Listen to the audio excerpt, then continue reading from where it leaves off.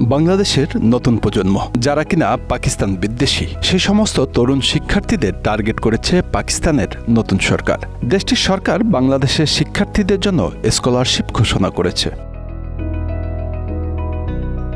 অথচ আর্থিক সমস্যার কারণে প্রতি বছর পাকিস্তান ছাড়ছেন দেশটির মেধাবীরা। যেখানে নিজেরা ভয়াবহ আর্থিক সংকটে, সেখানে পাকিস্তানের এই ঘোষণা বাংলাদেশের সাথে সম্পর্ক উন্নয়নের কৌশল হিসাবে দেখছেন বিশেষজ্ঞরা।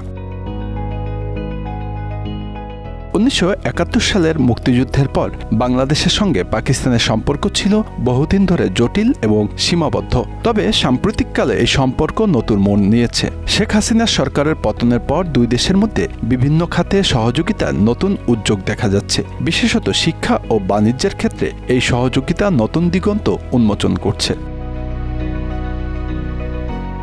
পাকিস্তানের প্রধানমন্ত্রী শেহবাজ শরীফ সম্প্রতি ঘোষণা দিয়েছেন 100 জন বাংলাদেশি শিক্ষার্থীকে পাকিস্তানি বিশ্ববিদ্যালয়গুলোতে পড়ার সুযোগ দেওয়ার জন্য স্কলারশিপ অনুমোদন করা হয়েছে। এই উদ্যোগ বাংলাদেশি শিক্ষার্থীদের জন্য উচ্চশিক্ষার নতুন সুযোগ তৈরি করবে। পাকিস্তানের সামা টিভির এক প্রতিবেদনে উল্লেখ করা হয়েছে, ঢাকা বিশ্ববিদ্যালয়ে পাকিস্তানি শিক্ষার্থীদের উপর নিষেধাজ্ঞা প্রত্যাহারের পরিপ্রেক্ষিতে এই স্কলারশিপ সৌহার্দ্যের অংশ হিসাবে দেওয়া হচ্ছে। এতে দুই দেশের শিক্ষাক্ষেত্রে সম্পর্ক উন্নয়নের সম্ভাবনা বেড়েছে। এই প্রচেষ্টার অংশ হিসাবে পাকিস্তানি বিশ্ববিদ্যালয়গুলো বাংলাদেশি শিক্ষার্থীদের জন্য নিজস্ব পোর্টাল খুলতে যাচ্ছে। এতে করে আবেদন প্রক্রিয়া সহজ ও স্বচ্ছ হবে। বাংলাদেশ ও পাকিস্তানের মধ্যে এর আগেও শিক্ষাক্ষেত্রে সহযোগিতা ছিল, তবে গত কয়েক দশক ধরে এই সহযোগিতা স্থবির ছিল। শেখ হাসিনার সরকারের পতনের পর এক্ষেত্রে নতুন করে উষ্ণতা দেখা যাচ্ছে। এদিকে দেশটির সর্বশেষ অর্থনৈতিক জরিপে দেখা যাচ্ছে, আগের বছরের তুলনায় 2023 সালে পাকিস্তান ছেড়ে যাওয়া দক্ষ মানুষের হার 119% পর্যন্ত বেড়েছে। প্রতিবেদনে মেধাবীদের পাকিস্তান ছেড়ে যাওয়ার বিষয়টি বিশেষ গুরুত্ব সহকারে উপস্থাপন করা হয়েছে। জরিপের পরিসংখ্যানে দেখা গেছে 2023 সালে কাজের সন্ধানে পাকিস্তান ছেড়ে অন্য দেশে পাড়ি জমিয়েছেন উচ্চ দক্ষতা সম্পন্ন 35,678 জন যুবক। অথচ এক বছর আগে 2022 সালে পাকিস্তান ছেড়েছিল উচ্চ দক্ষতার 20,865 জন।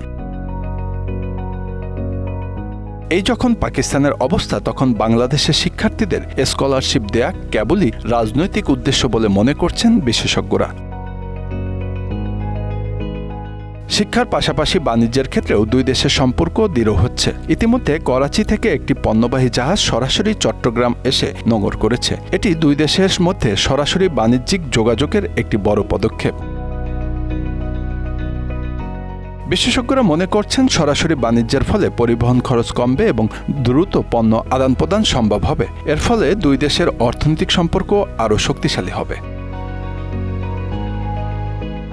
বাংলাদেশ ও পাকিস্তানের সম্পর্ক উন্নয়নের এই প্রচেষ্টা দুই দেশের জন্য সম্ভাবনাময় হলেও এর কিছু চ্যালেঞ্জও রয়েছে। ঐতিহাসিক ও রাজনৈতিক ক্ষোভ এখনও অনেক মানুষের মনে রয়ে গেছে।